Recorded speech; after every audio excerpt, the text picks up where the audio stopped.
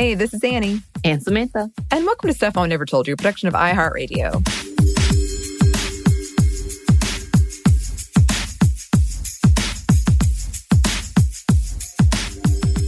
So it is another Thursday as this comes out. We don't know when you're listening to it. And that means it is another happy hour, or in this case, it is quite an unhappy hour. Yay. Also an angry hour. Oh. Also like 10 minutes. So there's a lot of caveats within this. That being said, as always with these, drink responsibly if you choose to do so. Trigger warning, minor discussion of sexual assault, like really minor, but just to put in there. And also, I realized that in a lot of these, I'm always like, hey, you don't have to drink, just take a moment to relax with us. And then I also come with all these unhappy hours. So it's more about commiserating, I guess, of having like a moment where we're connecting, commiserating, and, perhaps sparking these conversations. Sometimes relaxing, oftentimes not. Oftentimes not. I don't know. I like it because it does remind me. I told you about the thing that I did with my really good friend, Anna Conger, sister of Kristen Conger, who is family to the show as well, that we would call Bitch and Wine, where we just came out. And if we were angry, it was some of the best moments. And it would be funny, but at the same time sad, but it was just cathartic. And that's what this is. That's exactly what this is. So, Samantha, what are you sipping on? So I decided to throw it back to one that we've already made and I really liked, which was the Mexican Mule, which our friend, yes, she is now officially our friend, Nayana Ferguson's company, Until Tequila. I have used that same tequila again with some ginger beer. I put in my jalapenos because I just love spiciness. And I decided it's time for a spicy drink today. And Atlanta is kind of hot right now. It is June, although rainy. So that's like humid, hot, but kind of windy all over the place. It really is. This felt appropriate. And I don't have my, I don't have a Moscow Mule cup. I need to get them. That's what we just discussed. So I can keep them nice and cold. But instead, I have my coffee tumbler.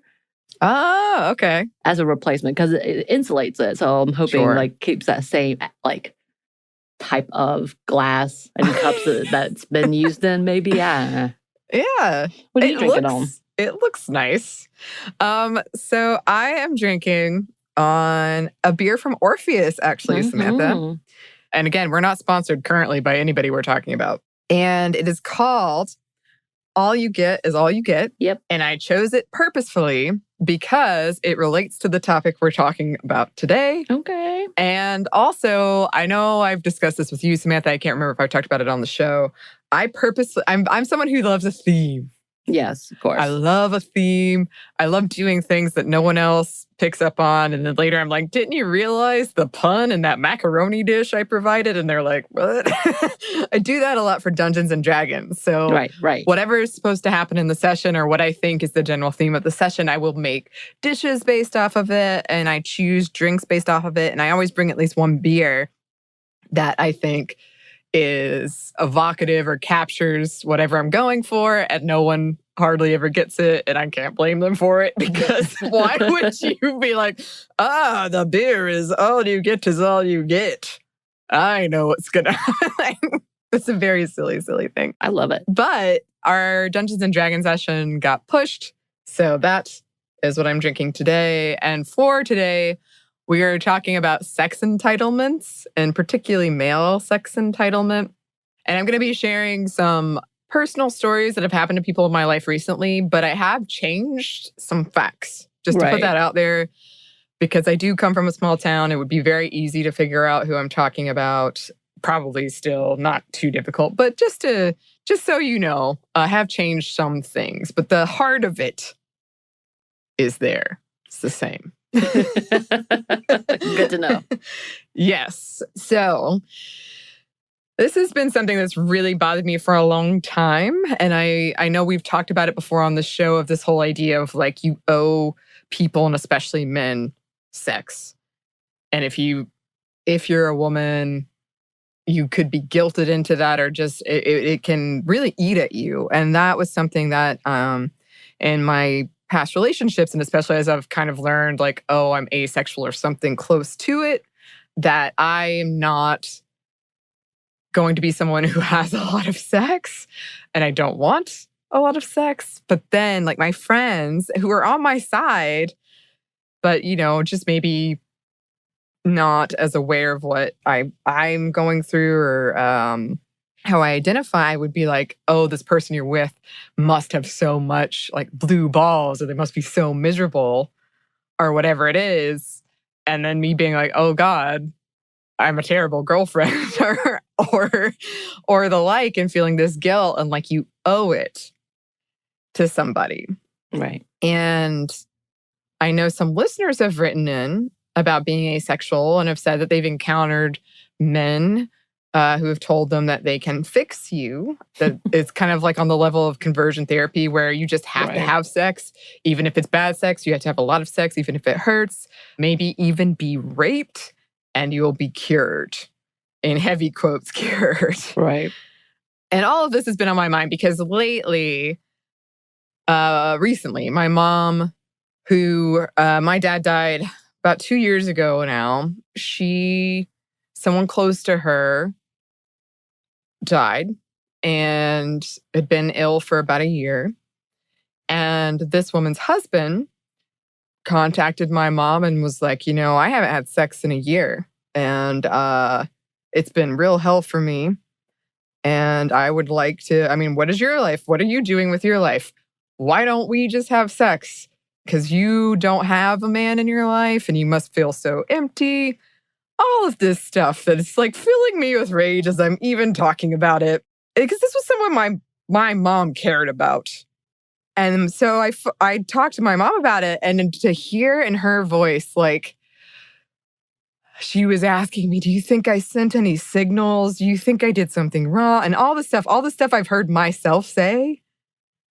And it just infuriated me. It made me so angry to hear her just full of doubt over basically just being a human being who is trying to be kind, and then having someone tell you that your life is meaningless unless you have a man and you're having sex, and that you like owe it to this person because they think they've, quote, been through hell. When, by the way, my mom took care of my dad for many, many years. It's not a competition, but how dare you come in with 1 year? I've been through hell. You owe me sex? Oh, wow. Yeah, it makes me so mad. And it's frustrating too, because like, she got married really young. She got married at like 20. And so there are instances where she reaches out to me and it just breaks my heart, because I feel like she didn't have what I had, which was kind of this learning time to like learn about yourself and options. And even through this show, and even as like society has become more aware of things, of like, you don't owe men sex. And just to hear her like question, like, I like my life and I don't think it's like having that doubt. Right. Because this douchebag wanted to have sex. Yeah, so it made me pretty mad. Pretty mad about it. I don't blame you. That's infuriating. And also it's someone that you love and care for and are very protective of. So yeah. Yeah. And I think that this is one of those instances too where you can, when she was talking to me about it, and it was kind of bizarre because this was right when we had done like the asexual episodes. Right. And I had been talking about some of this stuff. And I can't say how my mom identifies. I don't think she's probably even ever questioned it. Right. But she's told me before she doesn't like to have sex. Like, it's not a big thing for her. Right. And to see it kind of play out where I was giving her advice of like, you're a really nice person and I'm a really nice person, and I've had to remove myself from situations entirely, and that sucks. But it's because I don't trust myself to speak up for what I want and to say, no, like, I don't want to have sex. Even if you do. And I would almost, I'm scared that I would just give in because I put other people first. And I had to tell her that about myself. And she was like, yes, that's the same. That's the same. And it was just heartbreaking because you're like seeing something play out and know I was fortunate in many ways that I had the space to figure that out when I was younger. But she didn't really have that space. Yeah. Well, good for her. Yes. That she has a daughter that can help her. As well as the fact that, you know, she's kind of able to hopefully live better for that. Like live into her what is good for her. Let's hope. Yeah. Because that's, you know, even though it is heartbreaking, to actually be able to experience it for a little while, being able to be happy in yourself and do as you please. Mm-hmm. That's good. Although, yeah, I would want to flip a table. Yeah, I want to too. I mean, and that's something that's made me really happy of the, you know, like darkness of losing her husband and everything that came before that, is she seems like she's pretty happy by herself. Yeah. And she's doing a bunch of stuff and really enjoying it. And I mean, this is a topic for another episode, but it's just in these cases for me specifically, it just infuriates me, the whole like in sickness and in health, and then the sickness comes. And in the examples I'm thinking of, the men are like, never mind. Right. Right. Or the men who are sick take advantage of that. Right. Yep.